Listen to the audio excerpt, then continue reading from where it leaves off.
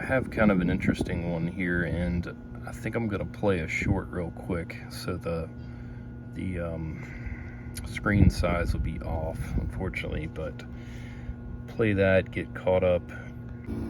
I'm hooked into this little multi-V mini here, and this is not even the right version of software for that, but it does give me more control than the old software. It's just important to keep in mind sometimes that issues on VRF systems can be simple as well as extremely complicated, but don't overlook the simple. So I'm having a hard time controlling these. And what I noticed was that the temperature readings were way off.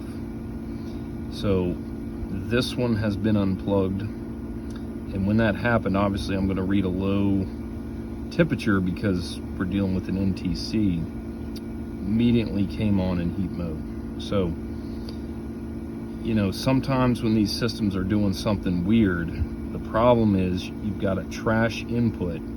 Trash inputs always cause trash outputs. That's really important to keep in mind on these kind of systems. Now, if you look, the wired remote controller, this code 4 should pretty much always be set to 01, not 02. Now, we checked, they're all set to 01, but it looks like 2 of them are actually using the return sensor for the room temp, and that is causing control problems.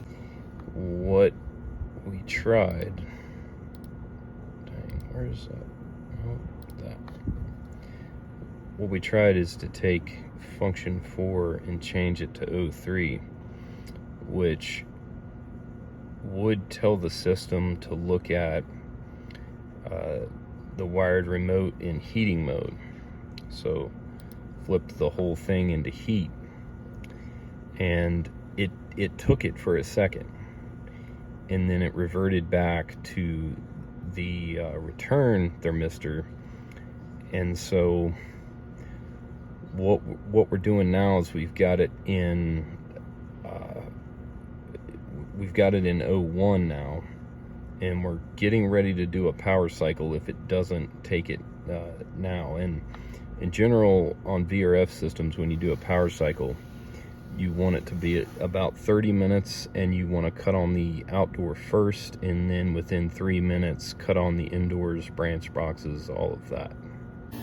All right, one of the things we're trying here, and I do apologize for this being so much on the computer, but basically I'm on the computer, and then I've got another tech up there making the adjustments.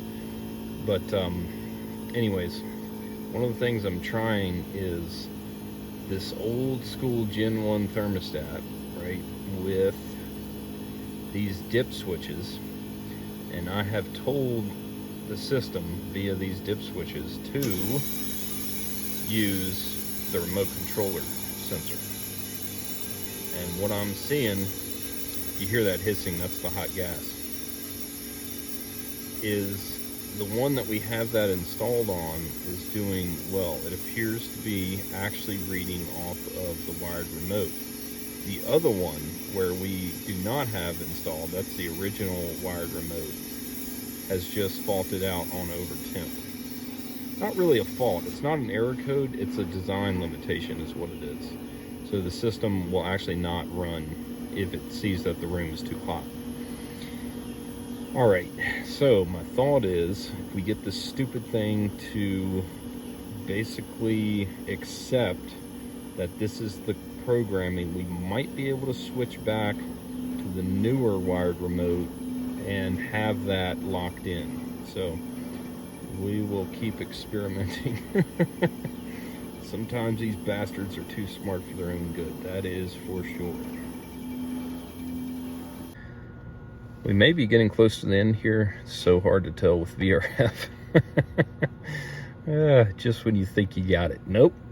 But anyways, the system is responding to the other stats. So I have a simple wired remote on this one. And then on this one, I have the same simple wired remote, just a later gen. So there's not dip switches. Now, if the system works perfectly with these, we're probably just going to call it good and get some new wired remotes, because it'll have the latest firmware. It probably is possible to update these, but LG and a lot of the other manufacturers, they don't necessarily like you updating firmware unless, you know, you're one of their diamond, platinum, level 10 people, you know, one of those. So anyways, we'll run this and see what happens. All right, it's looking good with my two simple remotes on the system. Now this is a high temp, but it's accurate. That's exactly what it should be after running so long. Now I can't emphasize enough, even though some of these videos are on the shorter side, working on VRFs takes a long time. You really have to be patient. Power cycles take a long time. You have to be patient and think through. Like for example, initially this wasn't taking, but then I remembered that we hadn't power cycled it, and we'd done quite a few, and I just simply forgot. So you have to slow down and really think about what's going on. All right, so what I'm doing here is we're taking the return air thermistor off the board.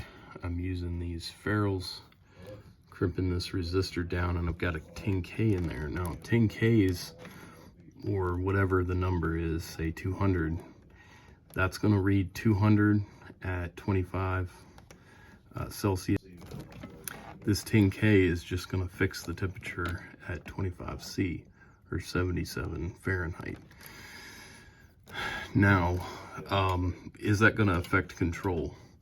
I don't have any evidence that it does. It looks like that this return sensor is mainly used for the high temp limit and not necessarily control. It's still taking temperature off the stat and being satisfied by the stat. So I think this is going to work out. We're going to test it and make sure. Why did this even happen in the first place? Really, the stats should write to the EEPROM, which is, where is that little board at?